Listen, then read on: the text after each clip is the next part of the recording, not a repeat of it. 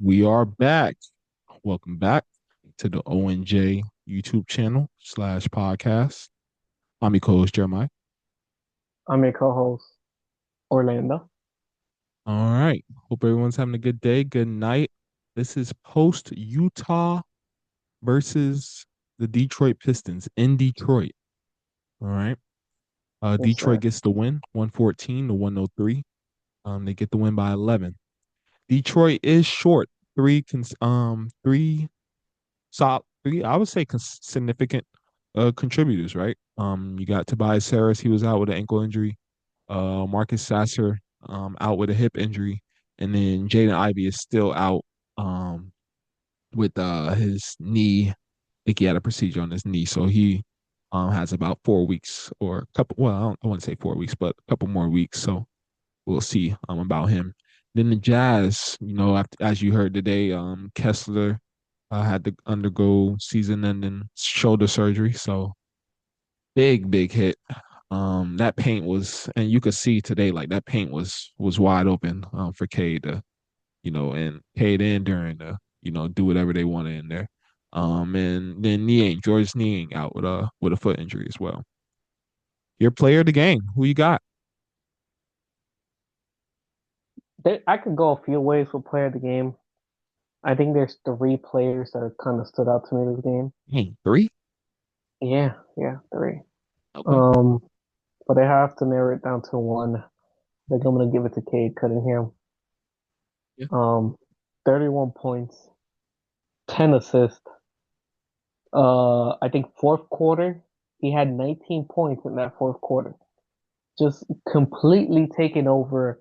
Just all right, guys, we're done messing around. Give me the ball. Wow. I'm taking over this game.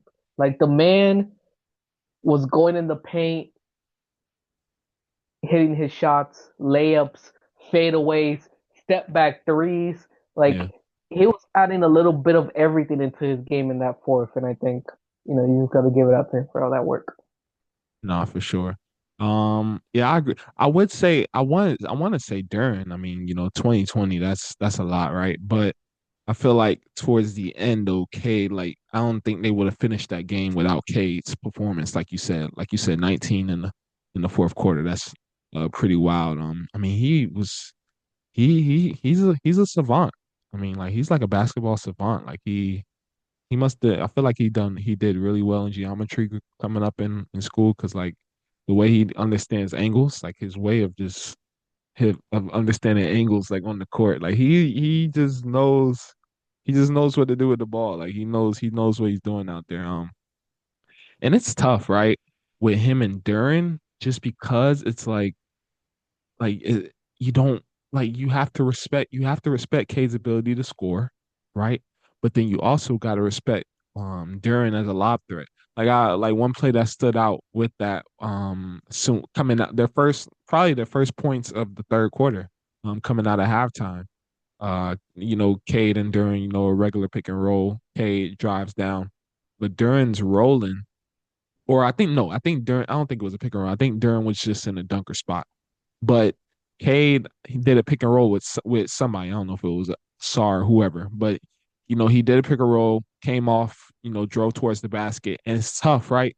Because it's like you have to respect Cade as a scorer, and then you're also like kind of playing the pass as well, so he doesn't have a clear lob to Duren. And I mean, Cade ended up scoring and making the right decision, and that's another thing that he's grown in as well, right? Like decision making, like being able to use that to your advantage, like being able to, you know, that you're a scorer, and knowing when to score, and then knowing when to make knowing when to make the pass as well. So like stuff like that to see that growth from him. I mean, like it was good to see like him kind of, I don't know. I mean, he's always been that guy since he's came in the league, but I guess league wide maybe, like for him to get that breakout of last year and then to kind of, continue it on. I mean, it was good to see.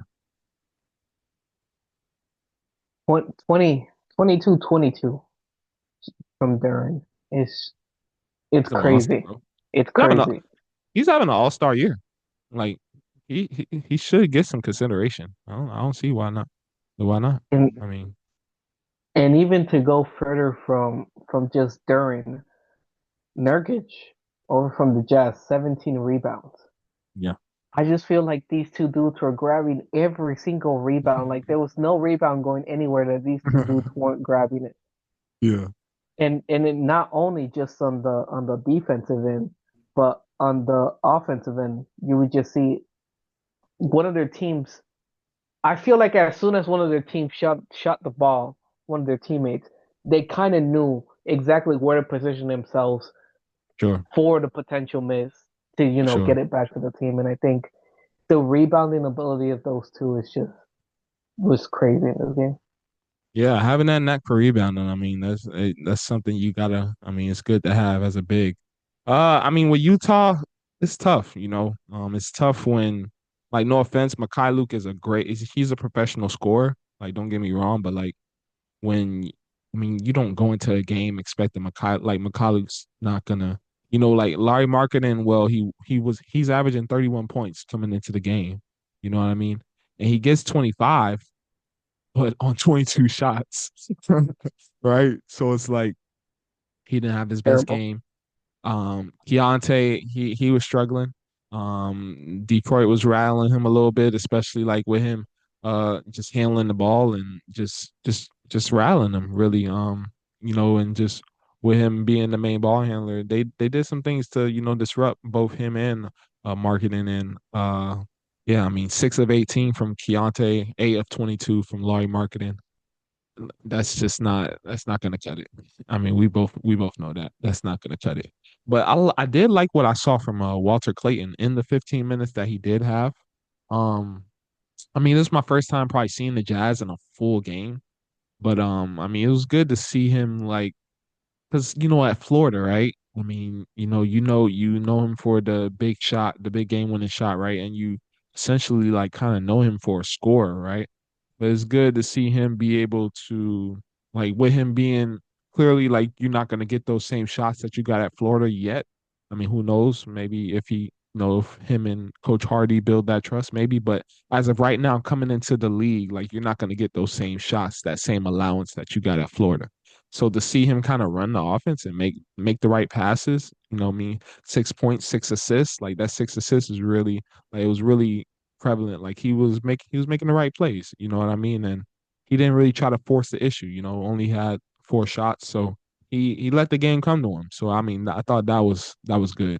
I think you're doing something right when you finish with a plus in a over 10 point uh loss. I mean you doing something right on the losing team. So I mean, shout out to him as well.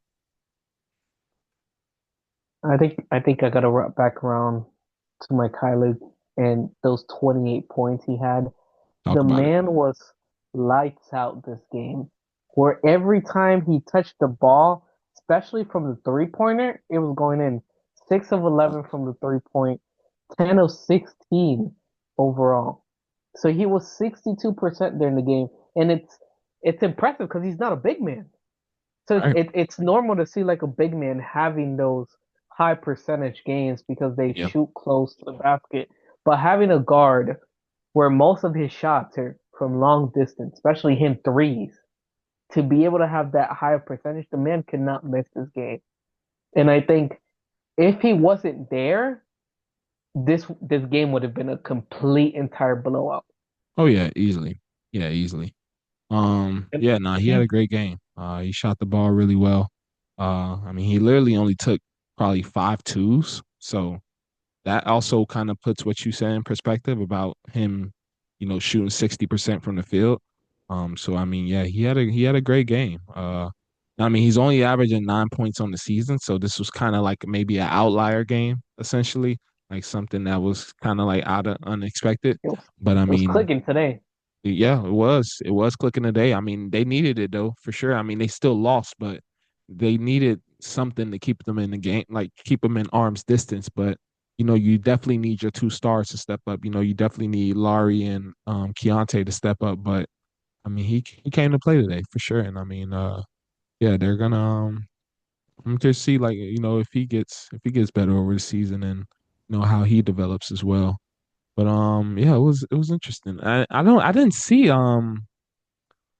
on the injury report, I didn't see Collier, so I'm not sure. What I don't know if he was a bench or if he was just or if something was wrong with him as well. I didn't see his name on the injury report, so I'm not sure what's up with Collier because he's a good guard too. Like he was their point guard actually, so it's like I wonder what that something is that about. He's got to be injured. Yeah, he wasn't he wasn't on the injury report, so I don't know He just what was wrong because he was ESPN said available. they did not Yeah, play because coach's decision. So yeah, that's I don't know. I wonder if something wrong because I thought he was gonna be like their starting guard. I mean, like I thought he was developing as that. So I don't know what happened with that. so early the game, first few quarters, Hmm. it was a nice little back and forth. I think the Hmm. Jazz were leading at 1 point by 10. Um, and obviously the Pistons came back and won the game. For And sure, like I said, Myluk's shooting was a big contributing part to that. for But I sure. think looking at Larry Marketing as the star of the Jazz, as the Talk number about it. one option for the Jazz, he's 8 of 22 this game. And honestly, he was probably far worse because I think most of these made shots came in Cam, at the yep, very end of the garbage time. fourth when the Pistons were kind of like, we kind of got this. We're gonna Yeah, ease off on the defense, yeah. and then his shots came in. So that begs this big question on the Jazz. So they kept thinking of, if Larry Marketing is not scoring, what else is he doing? Mm, Because I feel like that's a big problem with him. Like, yes, he's when he scores, he really scores. Like you said, he's averaging what, 31 this season, yep, 31. so Yep. far. But this is one of those games where you could see if he's not scoring, I don't feel like he's bringing other aspects into the game. I don't see him trying to be a playmaker. I don't see him trying to go for those rebounds. I think he's mainly a scorer, and when you take that away, what does Larry Marketing bring? Yeah, so you saying like his only value is really in on the offensive end, essentially, Yeah, from from what you from saw. from what I've seen. Now I don't know if this is a an effort thing. Maybe his confidence was down because he wasn't scoring, Yeah. or is it a skill issue? But Yeah, I at this mean, point, if you're gonna be a star, you need to add other elements to your game than just scoring. yeah. Yeah, I'll give him a break. I mean, it's 82 games, you know what I mean? So I mean, it's you're gonna have bad games, but you're right, but you are right though in the terms of your offensive game is off. Like what else can you add to kind of help the team? You know what I mean? Like can you crash the boards? Can you you know, lock up on defense? You know what I mean? Like can you do those things? One question I did want to ask you though, like what is he though? Because it seems like they have him at small forward, right? And the Cavs, experimented with that, with him and Mobley and Allen, in the front court. I guess that didn't work out. I mean, he ended up getting traded, right? But like, what is he though? Is he a three? Like, is he a legit three, or is he like a stretch four? I mean, because I don't know like what because I mean it seems like they had him at the three and then they started Hendricks and Nurkic, and but then you'll have Filipowski in there as well, maybe with Nurkic, and then I mean he's still at the three. So like is he a legit three? Like is he a legit small forward? From like what you see? I mean, because watching him play, he seems kind of big to be a small forward. You know what I mean? Yeah. He doesn't seem as like I don't know like who's a agile small forward that would be like that you won't see him like that might be like barbecue chicken like I don't know like who would I don't know Huh? like off the hmm? Like Jaden Huh? What do you? McDaniels like seeing him Okay. like try to guard a Jaden McDaniels like who's more agile, you know what I mean, he's twitchy, you know what I mean, like I feel like that would be a tough matchup for him, you know what I mean, but I don't know. Like I'm not like what's his position? Like is he like should he be a stretch? I feel like should he be like a stretch four? You know what I mean? Because like I don't know. Like what's his position? Scoring. Scoring is his Scoring. position. scoring. In Fair all take, fair honesty, take. I mean, it's really like I feel like his position is it's not one where you restrict it to being a small forward or power forward. I Okay, think his position switches on the other team's players. If okay, the other team has a strong small forward, then I think they'll probably try to utilize him more in that power forward because they know the power forward is more weaker on that team.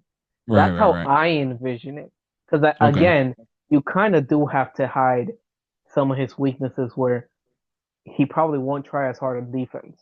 yeah, Um, and you also have to match him up with not the strongest player on, yeah, guarding him so he could, be that volume scorer that he is.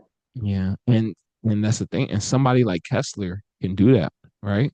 'Cause, I mean, that's Kessler's calling card. Like he's a rim protector. You know what I mean? Like defense is his calling card. You know what I mean? So to not have him for the rest of the season, you know what I mean? Like you were only 8 games in.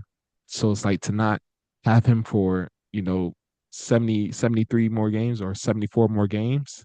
Like that's tough. So I'm curious to see like over like season like how that if that's exposed, like you know what I mean, in terms of like the weaknesses that you're referring to, like if those are exposed more without having your defensive anchor, down there. You know what I mean? I wonder if that's gonna be something that may be a problem for him in the future.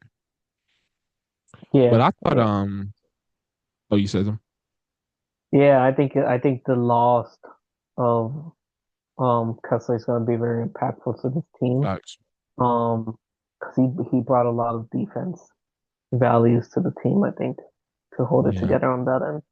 Because I don't even know who I mean, I guess clearly Nurkic is the backup, but I mean outside of Nurkic, I mean, what other centers do they really have? Because Filipowski, he's a center, but I don't know. He kind of seems like he could be a four as well. But I mean, I guess he can play center, but I don't know if he's like as big, like to kind of like battle with some of the bigger centers, like a Duren or something like that. You know what I mean? But I don't know. I mean, that's tough. That's just a tough loss for the Jazz, especially with a young team. Because like these are the years where like you may quote unquote be. I mean, that's like allegation, but like quote unquote, you may be quote unquote tanking. So these are the years that you want to like kind of see what you have. You know what I mean in your young draft picks. So I mean that continuity on the floor, like that's some like as much time as you could get with all your core guys on the floor, like is impactful to building a culture. And I mean, OKC had to go through it. Like there was some like years where I would just be like, "What am I watching?" like, like The three Shay, point pass the guard line. ball. Like Shay, pass the ball, please. You know what I mean? Like Lou Dort, like hit a three, but it was a process though. You know what I mean? It was just they had to get better, and they did get better and they, won second youngest team to win the championship, right? So I mean it's definitely a process. It's a tough loss with Kessler, but yeah, they definitely got it's definitely some growing pains they're gonna have to go through for sure. But on the And Detroit side, oh no, go ahead. and I would have liked to see them, go a little bit deeper and play those rookies more. Yeah, The why Ace not? Bailey, Clayton Jr. Marketing had 40 minutes played. Yeah, For someone who was shooting bad, yeah. I, you should have probably played some of the other people. Agree. Agree. You're not wrong. I'm with you when you're right. I'm with you. No, that's right. I try to be right.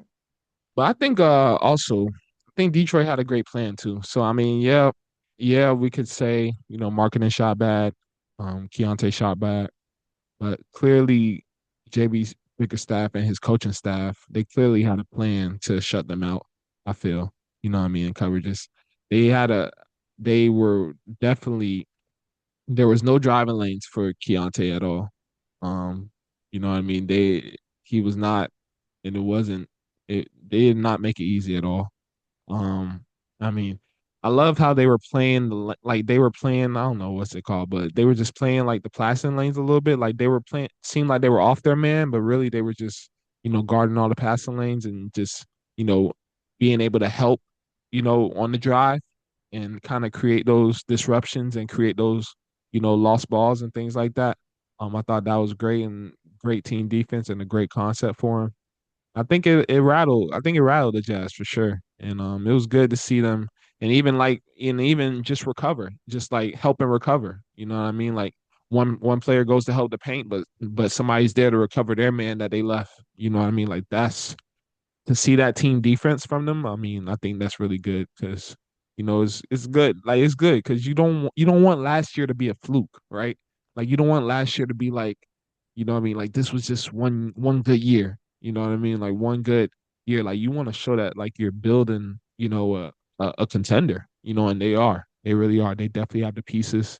And this is what I mean. They're missing, and they're still missing Sasser. They're still missing Jaden Ivey, you know what I mean? So they're still missing those guys, and they still look good. So I mean, once they get those guys back, yeah, I think they're gonna be serious. They're gonna be a serious contender. And it's interesting too, because I don't think they're like one of the teams that people have been talking about, like in terms of, like with the East being so quote unquote weak this year, right? I don't know if they were one of the teams that like were early contenders. Like you always hear, you really kept hearing Knicks, Knicks, Knicks, right?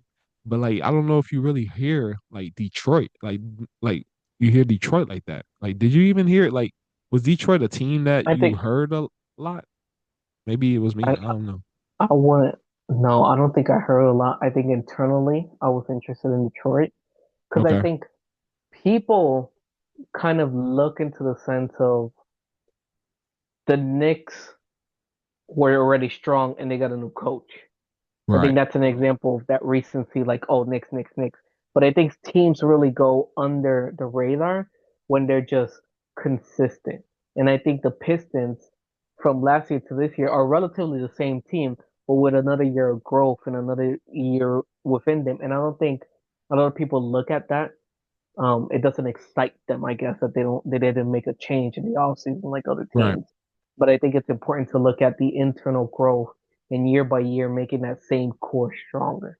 I think that's why Yeah. people probably don't look at them. No, I agree. No, I agree. I mean, and definitely, and also like you like you said, you maintain that core, right? You maintain that core, but you also add some complementary pieces, right?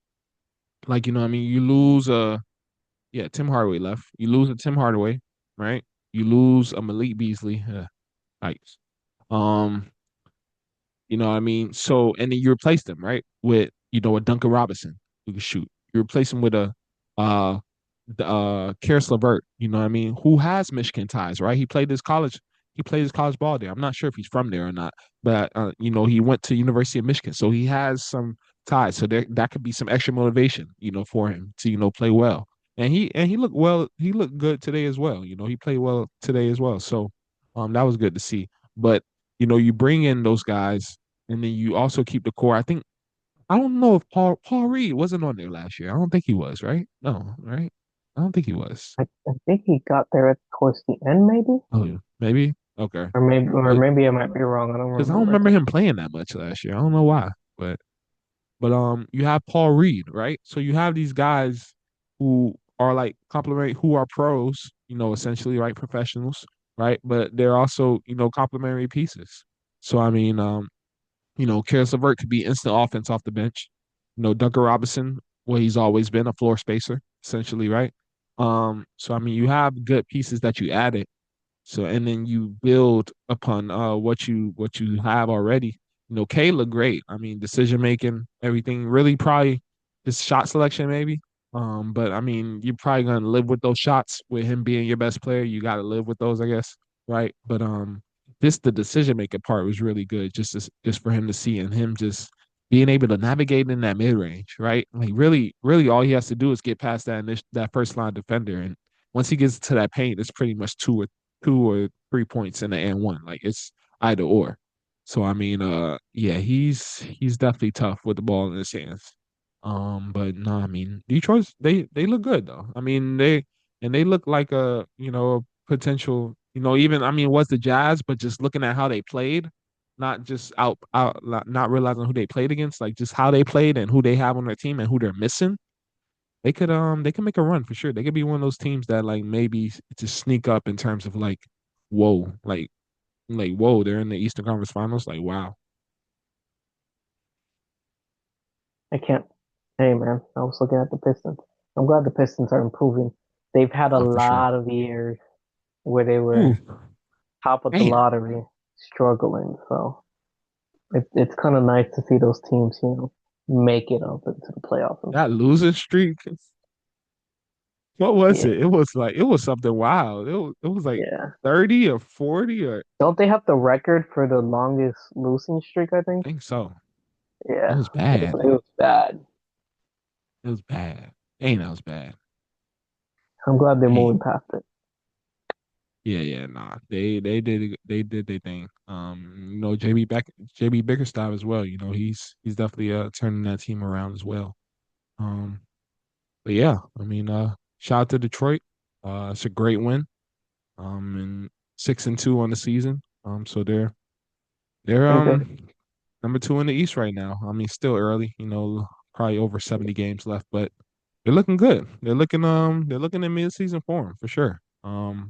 Just gotta, keep improving. Utah, yeah, probably like Orlando said, let them rookies play. Let's see what you got. Let's see what the future, holds. For the future, for your younger guys. Well, Last question before we close it up.